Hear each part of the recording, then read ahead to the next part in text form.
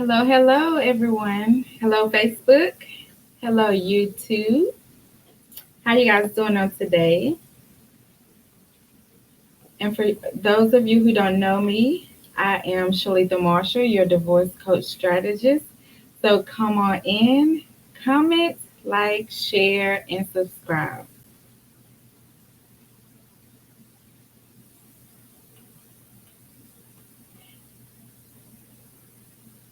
So May is Mental Health Awareness Month, and it's a time for us to just raise awareness to those living with mental health issues so that we are able to just help reduce the stigma that it doesn't happen to us. So tonight I have the pleasure of having licensed professional counselor Imani Huff join me on today as I share my story living with depression. Hi.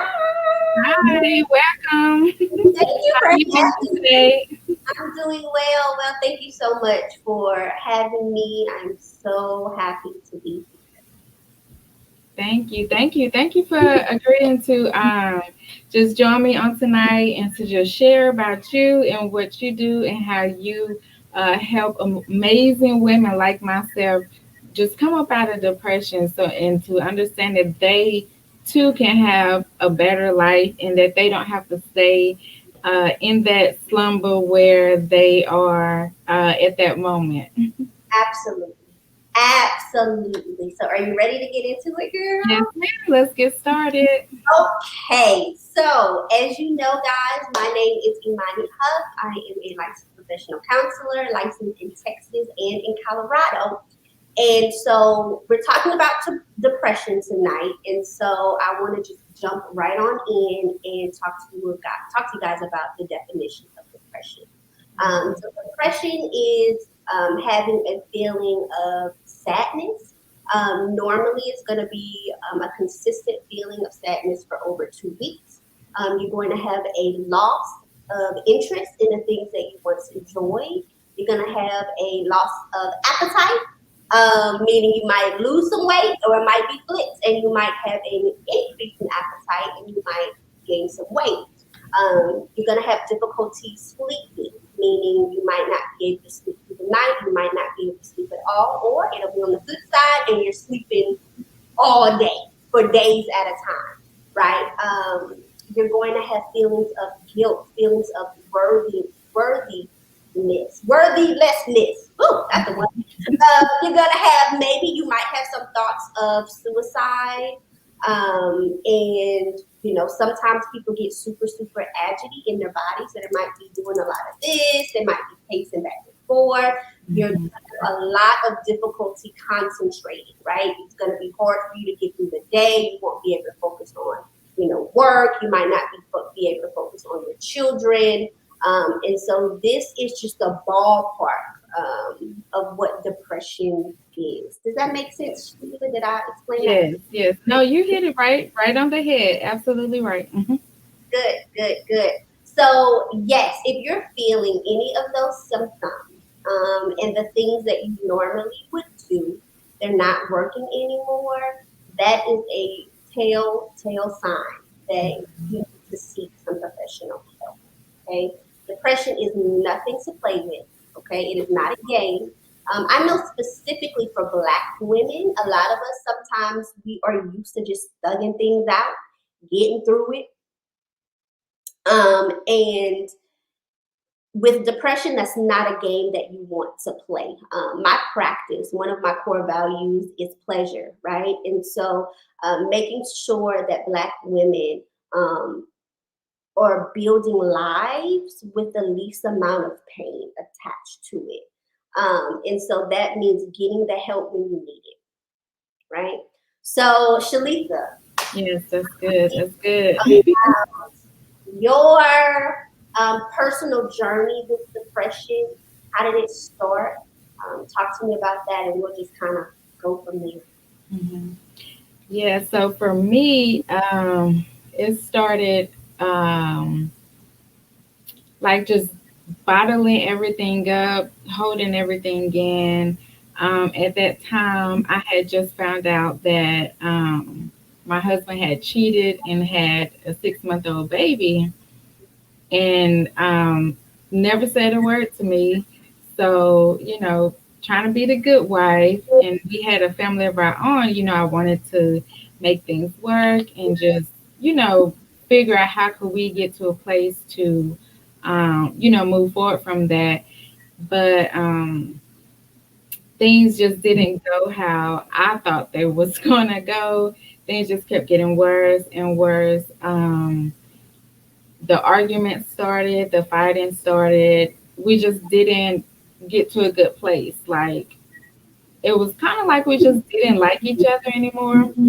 So we really couldn't coexist. And what really triggered for me was when he just packed up and left and moved out and didn't say anything to me or my daughter. And I was devastated because I was like, what's supposed to happen now? Even though I've taken care of myself for since I've been 18, that feeling was something totally different for me. I was just like, how am I um supposed to take care of this little girl? Like, what am I supposed to do with a child? Like, I know how to take care of myself, but I didn't know how to take care of a whole person by myself. So I thought, Did you feel abandoned? You said yes. So I did feel abandoned. The rejection came in as well because in my head, I'm like, wow, here's another person that left me. Going back to old boyfriends, like, wow, everybody has left, everybody has cheated. So it was just all these different types of feelings and emotions coming up. And like I said, for me, I was just like, what am I supposed to do? Not realizing the strength and the power that I had within me. So I just went into a dark phase, like, um, to where I just didn't want to be around people. I just laid in a bed half the time. When I didn't have my daughter, I did not come out of my room. I was just in the bed under the covers, blinds closed, all that. Um, when she came back home, I made it through. I was able to take her to school, and then once I drop her off, I would get right back in the bed. And I just kept calling into work every day because I didn't know what to do with myself or even just how to be. So I got to the point where I was just like, okay, something is seriously wrong, and I need help. I need to figure this out. So I ended up going to my PCP because I didn't know anywhere else to go at that time. And and so we were talking about everything that was going on, and so that's when she explained to me that I was going into a depressive state, and I needed to get a little help to come up out of that so that it wouldn't linger on longer than it needs to. So she gave me those steps of, prescribing me with a medication and telling me that I did need to go see a therapist, just so I can get that extra help of talking things out, talking things through so that I'm able to continue to just grow, get from that and heal. And because medication is only a temporary fix. So we can only take so much medication and it'll work. So she basically told me the importance of like not depending on the medication and to really get help. And so that's what I did. good for you. Number one, there's a lot. There's a lot here. Like Yes. there's a lot here. But one thing that you said was, because of him leaving, right? You started to have these thoughts like everybody leaves, right? Everybody leaves, and I think because I'm gonna be real with you, what you experienced is traumatic. That is extremely traumatic to Yes. wake up one day and the person that you thought was gonna be beside you Mhm. is gone.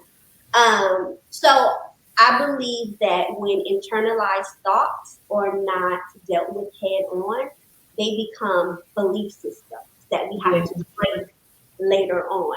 And guys, that is the reason why counseling is so important. Again, if you are struggling with depression, I can guarantee you have some cognitive beliefs in there that is not helping you, that are not healthy, that are not rooted in, your a healthy self-esteem. Okay, so you definitely want to seek out counseling, specifically somebody that is CBT trained, or cognitive behavioral therapy trained, so that they can really get to the root of that stuff.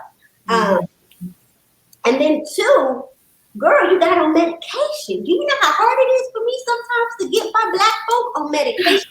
Not even to get them on medication long term, but just to get them onto something that can help regulate them so that I can do my job. Right? Yes. It's like No, putting, trust me, I didn't want to. I didn't. I'm one of those type that don't take medications. I could push through. The headache will go away soon. The pain will go away soon. But this particular time, I just couldn't. I couldn't. And then, like I said, having my daughter, and she wants to be active. She's trying to talk to me. She's at one time she was encouraging me, and that's when I was just like, no ma'am, this is not about to happen. yeah, How's this 4-year old rubbing me on my back saying, mama, it's gonna be okay, don't cry. And that was that's when uh, you that's when you knew, yeah, that you had to do something. yes, And guys, y'all have to fight for y'all's healing. Healing is not always in the comfortable place.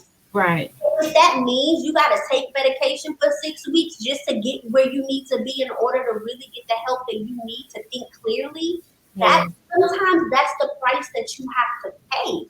And I Hmm. think with women in general and black women, I say this all the time, we are the queens of getting through. We are the queens of pushing through, carrying Yes. on our back and saying, all right, well, I done been through worse. That is Hmm. not self-love, ladies. That is Yes. not self-love. And it's a part of our culture. And I have to literally sometimes bang my coins over the head like, oh, why are you choosing the hard way? Right? Hmm. And so I'm really proud of you. I'm so proud of you for Thank pushing you. that, girl, because a lot of women don't, and they're still struggling today. Hmm. Hmm. So did you find a counselor? Because she told you your doctor was real and was like, look, you're gonna have to get you some help. So what happened there? So I actually went back to the marriage counselor that we had, because he saw individuals as well. So to be honest, I didn't know where to go. That thought just came in my head like, oh, well, you had a counselor before, so just go to him. And that's what I did. I called them, set an appointment, and um, at the end of the day, I was glad that I did, because he was able to, point some things out for me, and for me to work on some things that I needed to do, especially having a child. One of the things that, really touched me is when he was like, your daughter sees you even though you don't know.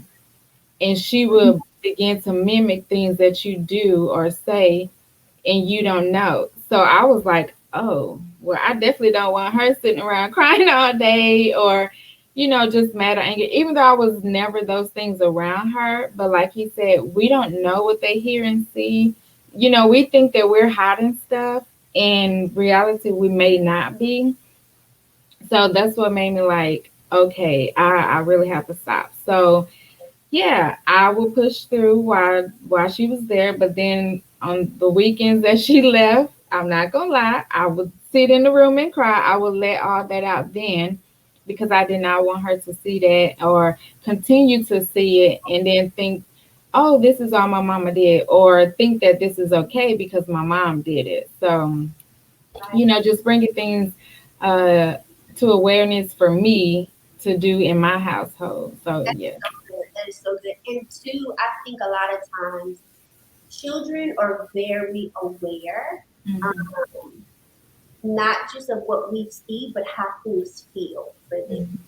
right? And I don't think we give kids enough credit Right. for what they really can pick up on. Because you said your daughter was like, "Mommy, mommy," you know, Right. usually we think that we are faking, right? And putting on the mask, which is something else we do.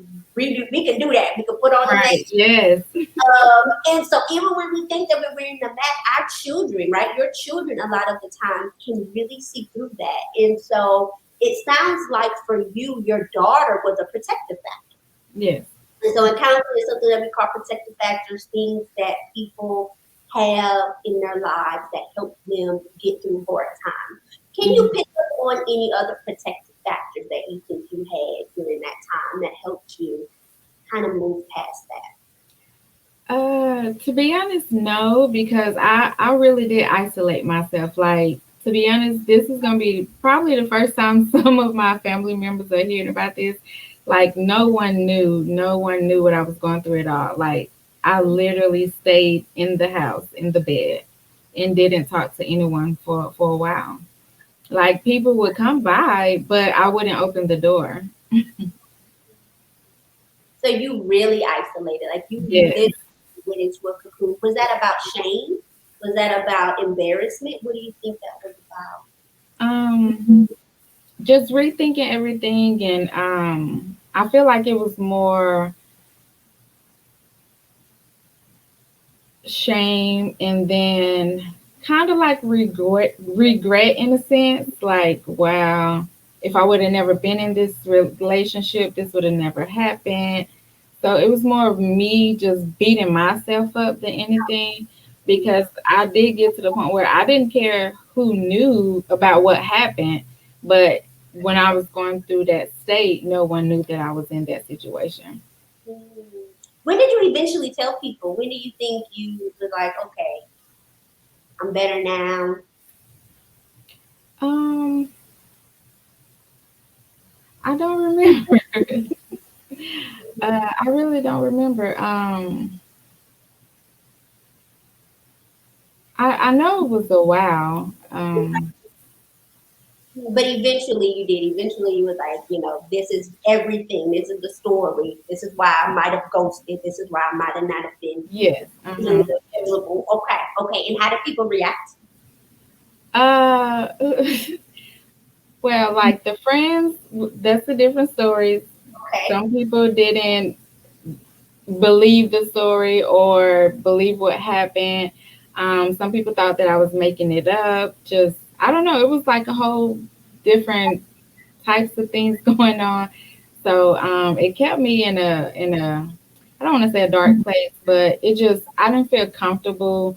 So I got to the point where I just really wasn't talking to people, because sometimes people will say, "Oh, is that happen for real? I mean, did that happen for real? Are you sure?" And I'm like, "How can you ask me, am I sure, when this is my life? I'm living in this. So Yeah, yes, I'm sure." right, right. Um, You but needed yeah, I did say it again. I said you needed to be supported in that time. And you didn't feel like that's kind of what you got from the people around Right. No, yeah, I didn't have that much support. I only had a couple of people that was very supportive during that time, and I was so thankful and grateful to them who was there, because they would keep my daughter sometimes, just so that I can get back to being me, and just start living again and having a life. So I was very thankful for the ones who did support me. But like I said, a lot of people, they didn't, and they went over there to that side, and it's okay, because everybody is their own person. They could, have their own opinion. So that was something that I had to learn as well, that everybody's not your friend and everybody's not going to be there for you. absolutely. And I always say too, black women are overwhelmed and under supported, right? Like a lot of times they are just carrying so much Yes. because they don't have the support that they really need. And so in counseling with me, I don't know about anybody else, but with me, I really make it a point for my clients to learn what is healthy relationships versus unhealthy relationships. Mhm. How do you Mhm. identify this? Because sometimes if you're coming from frenemies, right? The lines can be blurred, and a lot of Yes. times excuses because we want attachment. And then when I was about to say a bad word, when stuff hit the fan and we're looking around, we're not getting the support that we need because we don't have the right people around us. So how do you identify the right people around you? How do you know the types of relationships that you really want? How can you decide? How can you discern? How can you decipher? That is so important, especially for women, because friendships, relationships is such a big part of our lives. It is foundational. That's why we have shows like Girlfriends that everybody loves. That's why we love the TV show Insecure, because friendships are a huge part of our lives and they should be protective factors for us. Yes. They Right. should be safe places for us, and sometimes they not. And we got to find out some things the hard way, which Mhm. so I am so sorry, girl, that you had to find out that way. But I hope now you have a better group of people around you. Oh yes, ma'am. I do. Good for you. Good for you. That's right. I hope you kicked them girls to the curb, honey, and kept on stomping. Good. Yes. Good for you. Mhm. Good for you. So I just want to jump in right quick. We have a question. I don't know if you can see the questions, Oh, yes. Gotcha. but Crystal Hill said, "Can you talk about isolation and how to know when it's being used as a protective factor versus a sign of depression?" Ooh, okay. So again, depression is going to come from a lack things that you used to enjoy, you no longer enjoy. Right? So if you were a people person, Mhm. I don't know, Shalita, if you're like a real big people person, but if you were a people person before he left, and then the depression hit and you don't want to be around anybody, that's a red flag, right? I'm like me. I am an introvert. I can be an extrovert, but I'm not. I Right. don't Okay. without family. I mean, I see my husband with me, but and then sometimes I can go weeks just going out and playing and talking on the phone and woo woo woo woo woo, right? Mhm. But again, if the isolation is coming with all of these other signs, such as you're not able to sleep, maybe you're sleeping too much, you're not eating enough, maybe you're eating too much, you're losing weight, you can't concentrate, that's probably going to be a red flag, right? Right. And then too, I think it comes from you knowing yourself, Mhm. right? I think you know when you were being isolated. I think you Right. also know when you're not being isolated. You might just have introverted tendencies and you just kind of don't want to be bothered right now, right? I think Mhm. that you are the pirate of your own ship, right? You Right. know Yes. yourself the best, right? Um, Mhm. and so I think that is some telltale signs. If it's coming with a whole bunch of other symptoms and you're dealing with something and you have a hard time expressing yourself, you wear masks, you don't know how to be vulnerable, you're embarrassed, you're dealing with shame. All of those things are probably going to come with isolation in the negative light. Mhm. If you feel like you're hiding. Is that kind of how you felt, Shalita? Did you kind of feel like you were hiding? Oh yeah, most definitely. Because even for me, I can remember that that's part of how my weight loss journey started. Just been laid up in a bed for like 2 weeks straight, and I didn't eat. I Wow. didn't realize that I wasn't eating, but I wasn't even hungry. That's just how much it had consumed me. So How much I lost weight? weight within those 2 weeks. And I was, huh? If you don't mind me asking, how much weight did you lose in those 2 weeks? Uh, I think it was like maybe like 10 pounds. Yeah, because I was able to notice a difference, so that's how I knew. And I was like, wow, okay. But I'm not saying that's a good thing, but I'm just saying that. Oh, and you want to lose weight the healthy way, y'all. Right, right. That's why I say it's not. That wasn't a good way, but that's how it started for me. And then once I got to a better place and a healthier place, I did actually start working out and Mm, changing my diet and meal prepping and eating healthy so that I could continue to lose weight, because then that helped me to be able to see myself different and start learning myself and learning, okay, getting back to what does Shalita like? What does Shalita like to do? Because I was a whole person right. and I had things I like to do before I got married. So that was something that God really just set on me, what you were a person before you met this man. So I had to get back to that. So it was a journey now about you relearning Yeah. yourself. hmm And you right. I had to relearn how to dress. I didn't even realize, like, I mean, I knew, but you don't really pay attention. But I was dressing different, just everything. I literally had to sit down, and for me, writing helped. So I had to write out what are the things that I liked, how I like to dress. Sometimes I would draw little stick figures because I don't know how to draw, but just to have that image in my head. Okay, this is what I like to look like. I'm yeah, not sure where this other person came from, but that was my journey. That happened to me. So I'm so grateful that God just opened my eyes and He pretty much smacked me upside my head. Was like, girl, you need to get yourself together because you was a whole person before you met this man. and you're you said God, which made me think about religion. What part or what place did your spirituality hold while you were going through the divorce, all of those different aspects of your journey? Well, I'm not gonna lie. Initially, when everything started happening, I did get mad at God, and I was angry because I couldn't understand, like, what happened, or in my head, how did God allow this to happen. And so for a minute I stopped going to church.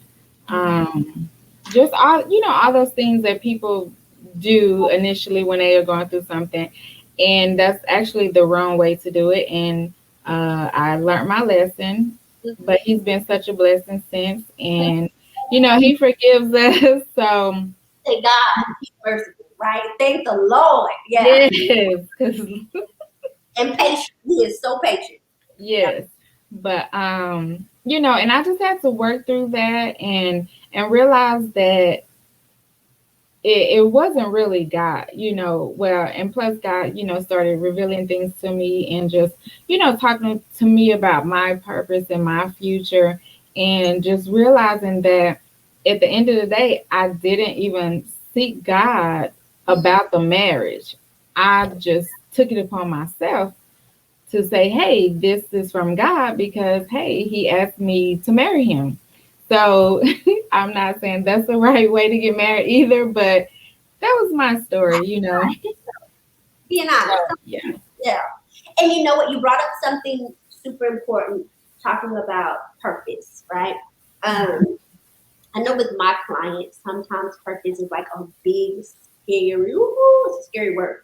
hmm So I bite off little pieces, okay, and then I give it to my clients. Here you go, here you go. And so there's four different components, right, that I kind of categorize purpose in.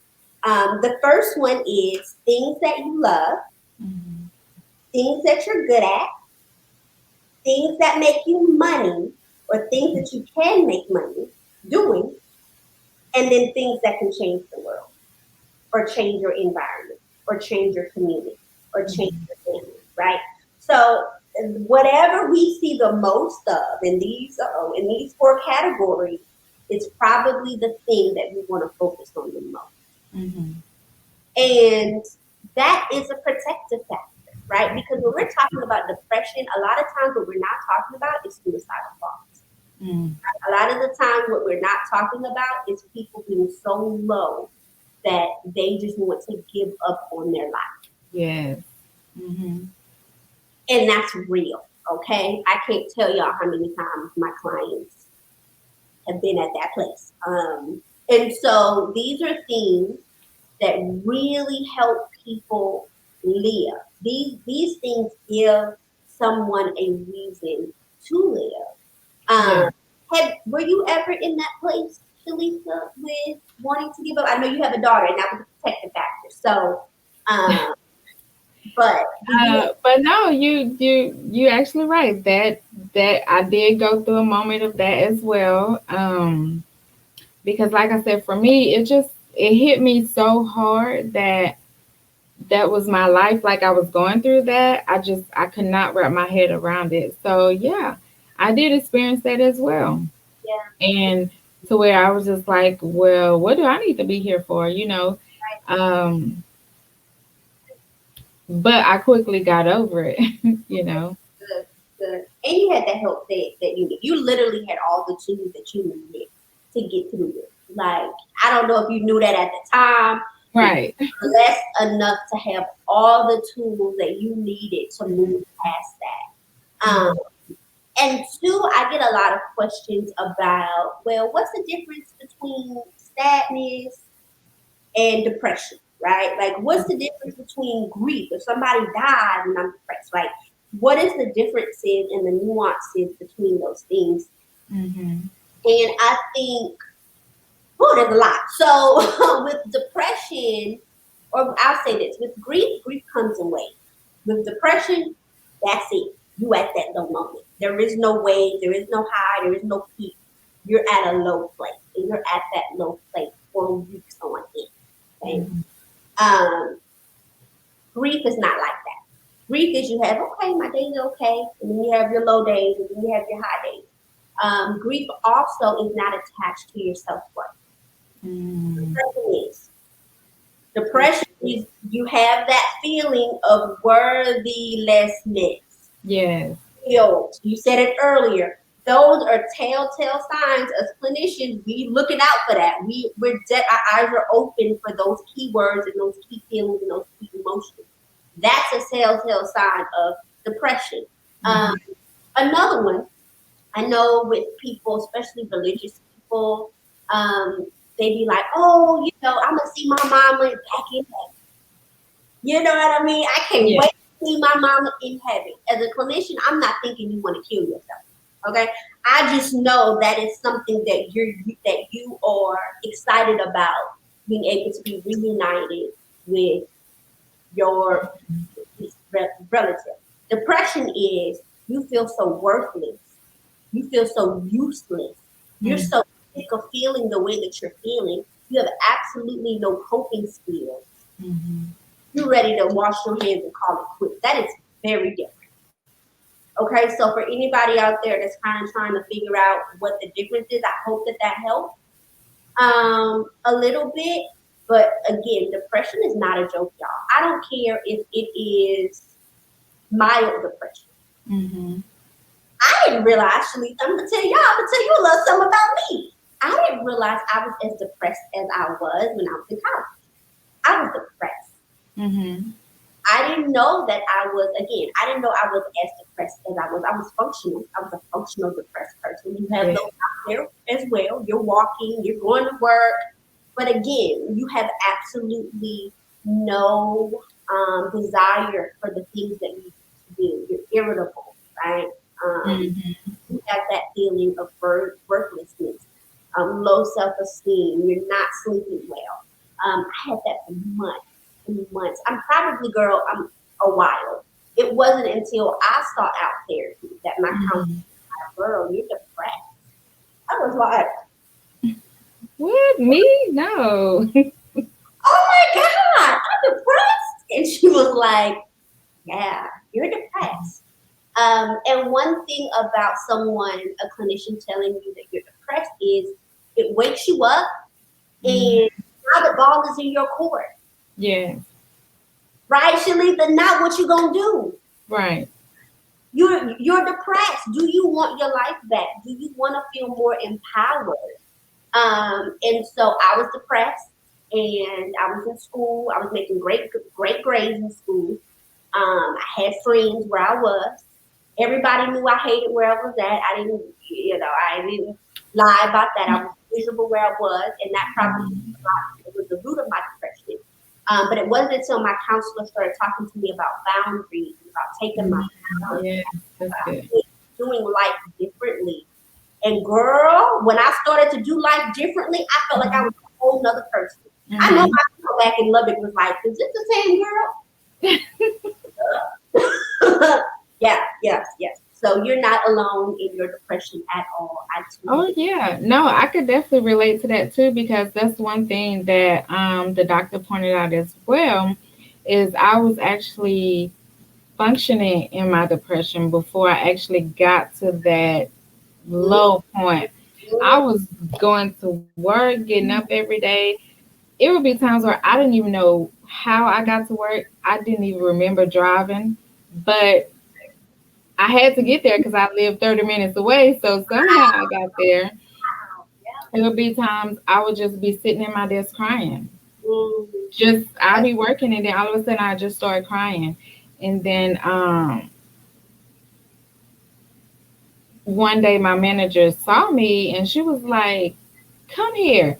And I mm, was like, uh kind of like, yes, talking like that. And she was like, "Yeah, you don't look good. You look different. What's wrong?" And I was like, "Oh, nothing." And she was like, "Are you sure?" And she was like, "You just don't look the same, like your same self." And I just bust out started crying. And yeah, she was like, "Oh my god, like wait, what's happening now?"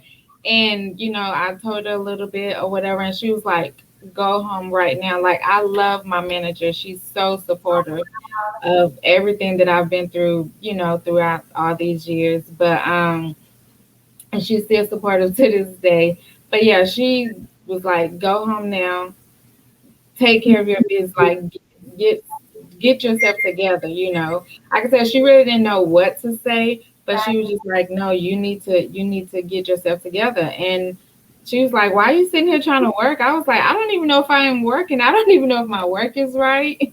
I just knew I had to pretty much just leave the house. yeah. I guess that was my way of running from, everything that was going on, was to just go to work. But even though I wasn't truly functioning, I was just still like, that was my way of escaping, my situation. Yeah, and you said escaping too, and it makes me think about trauma responses, right? Because a lot of times people that are depressed, again, I talked to you about, it was very traumatic. That was a traumatic experience. Yes. You have Hmm. somebody that you made vows to, who you thought you were going to be with, and then abandon you, right? That's traumatic. Yes. Um, and so a lot of times our depression, sometimes it's not, sometimes it's just a chemical imbalance. Hmm. Because some people have that too. There is no major event. But for Right. the ones where there is a major event, like my depression came from um, being ripped out of a school that I really wanted to be at. I worked my butt off to get into a specific school, and I thought once it was so much trying to just get to the school. But once I got to the school, I was like, okay, I'm gonna be here for 4 years. Thank you, Jesus. Hallelujah. Um, and then I got to the school. It was a private school that increased their tuition, and I had to leave. And the only school that was still accepting transfer students was the school that I ended up going to. Hmm. Um, and so that was my traumatic event. And so Hmm. I think about traumatic responses, Right. and things that are automatic for us, things Hmm. that we do automatically when we go into a fight, freeze, or flight Hmm. response. And then sometimes I even like to put that mask response on where we try to get up and act like everything is okay. And I think that was mine. I think I just decided I had to get through it. You know what I mean? And I was thinking in quicksand trying to get through it. I see a question from Miss Crystal. Imani, in your opinion, when should a person seek out counseling over a psychiatrist or psychiatrist for medication? Does it make a difference? But what is the difference? You know what? I think it depends on the personal clinician, right? I have psychiatrists and psych nurse practitioners on my referral list.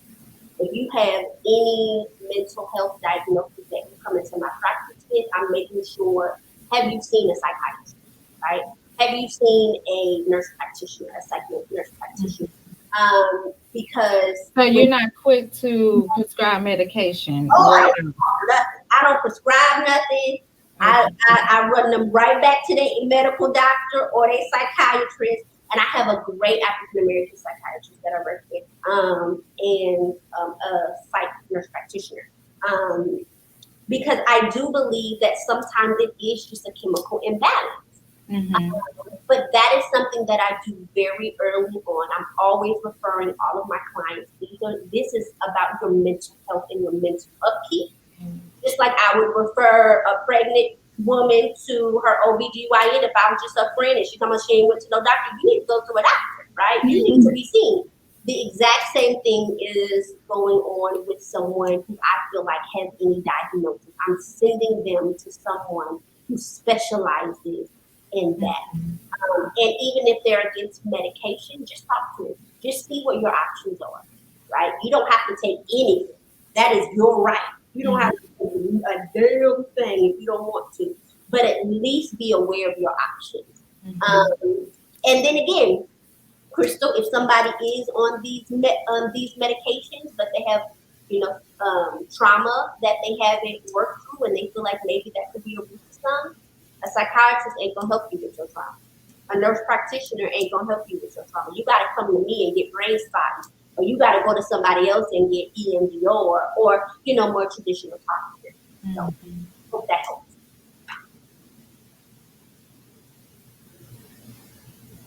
So, but yes. So, and you know what? I didn't ask you this. Shalisa, how long were you on your medication? 6 weeks, 2 months? Um, I think I was on it like probably around about 4 months because, like I said, during that time, I was like seeking God on the things for my life and the plans that He had for me, and just seeking guidance from Him on what was I supposed to do during that situation. So, for me, it was long, but it wasn't long, because like Okay. I said, God was leading me throughout the situation as well. And He pretty much was like, you don't need this. You just need to get yourself together and figure out who you are as a person. And just like I said, get back to being me. I'm so glad you got there. And it looks great on you, girl. It looks Thank great. you. Thank you. Amazing on you. I'm always so happy to see a woman who has gone through something as traumatic as we have, like reclaim her power, right? Reclaim her life back. And you have a daughter that's looking at you, and you're Yeah. telling her to do just that. And you should be so proud of yourself. There should be absolutely no shame in your story. You should be so proud of your process. Yeah. Thank you. You really should, girl. You really, really, really should. And I hope any woman out there that is watching this that might have a similar story or might be going through something similar right now or is just going through a tough time, I hope that you're able to take some pearls from these conversations um, and really apply it to your life. And again, if you are struggling with depression, please seek professional help. Go to your doctor. Find you a licensed professional counselor. Find you a clinical social worker. Find you a psychiatrist. Find you somebody and get in contact with them so that you can get the help that you need. Depression is a Yeah. silent killer. It is a silent killer, and sometimes you wake up and you're already in the sunken place. Okay, Hmm. think that you are there. Please, please, please don't try to fight this stuff on your own. Get the No. help that you need. Get the help that you need. Would you agree with that, Shalika? Oh yeah, 100%. Like you cannot do this by yourself. Like um as strong as I am, like everyone that knows me know, like I will push through to the end. And at that point, I couldn't be the strong woman no more. Like I had to just take my hands off of it and release it and get help. And I wasn't even ashamed to get help. And it made me even think about like, well, wow, why do people say they don't need counseling? We all need counseling.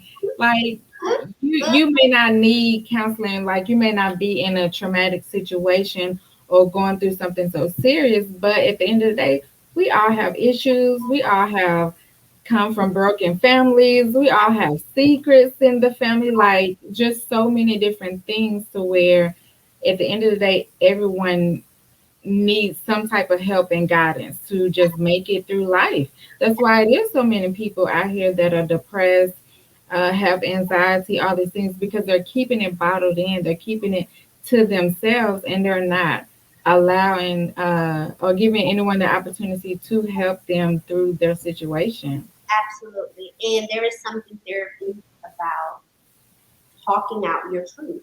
Yes. Right? There's something very empowering about talking out your truth. In counseling, let me not butcher this word. I'm about to butcher it anyway. I want to say it's called catharsis. Mhm. It's called catharsis, and it is the practice of releasing through the mouth, not Yeah. but actually talking out what is going on in your life. That is therapeutic. And sometimes people don't have a safe place to do that. Sometimes Right. people really trust. It's about their daddy. It's about a big thing about their own. You know what I mean? And so they don't want people looking at them crazy. Right. That part right there. Right.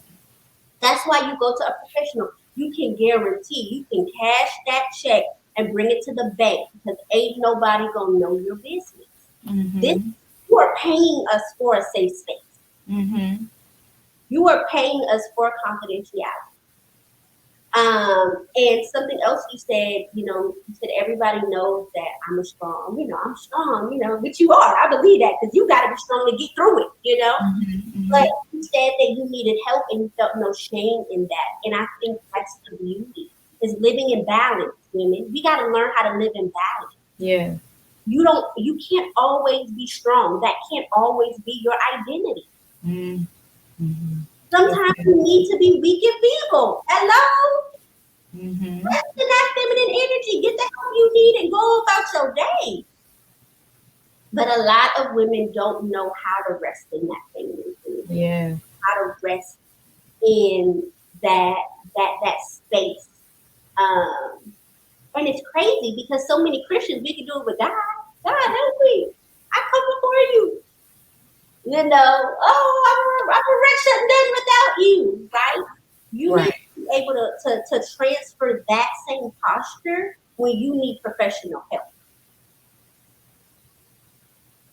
And I'm gonna drop the mic. Boom. That's good. That's good. So, do we have any more questions? Anything else that anybody want to ask Miss Imani, or even ask myself? Turn my mic y'all. Check that. Well, I loved it. I love this conversation. I want to start a podcast, girl. I'm gonna have you on. I don't know what we gonna talk about yet, but Oh no, that's good. That's great. No, I loved it too. I like I said, well, not like I said, but earlier to you, this was my way of like just sharing. I was trying to figure out how to share this part of my story. Like I've came on and talked about other things, but this was something that I wanted to share as well. And then I was like, hey, this is the perfect timing. You know, the perfect month. Everything. I just feel like it just flowed so.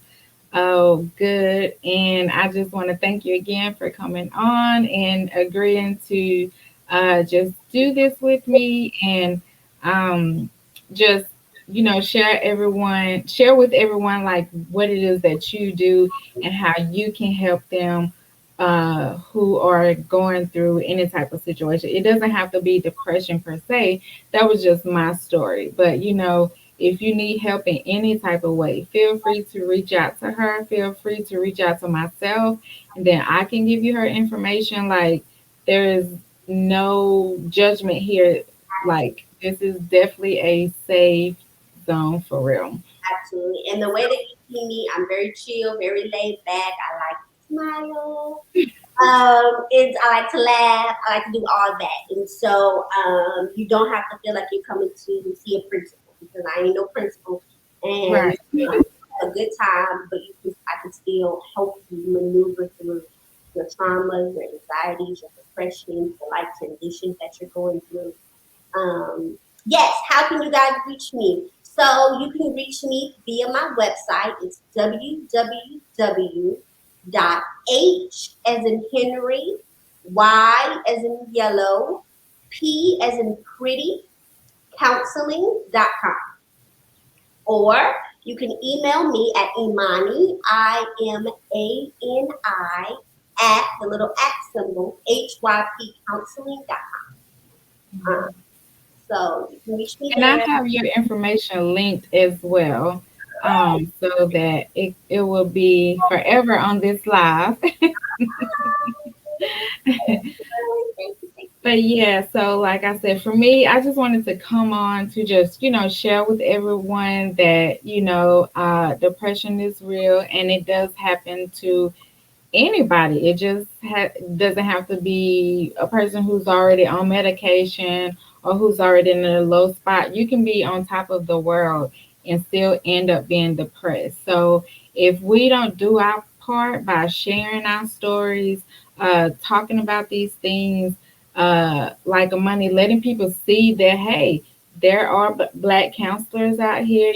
Some people may have feel a certain type of way. I don't know. I don't discriminate. As long as I'm getting help, that's all I care about. Right, But, right. yeah. So we just want to build a community, and like I said, for people to just feel safe and to come and to be able to share and talk about things and get the emotional support that they need, because a lot of us just don't have that. They really don't. So Well, thank you again, girl. I had so much fun doing okay. it. Uh, so thank you for having me again.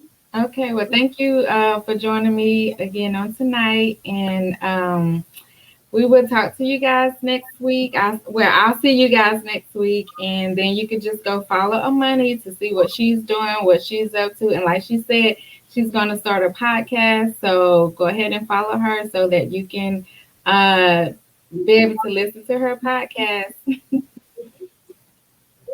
Have a good night. Bye.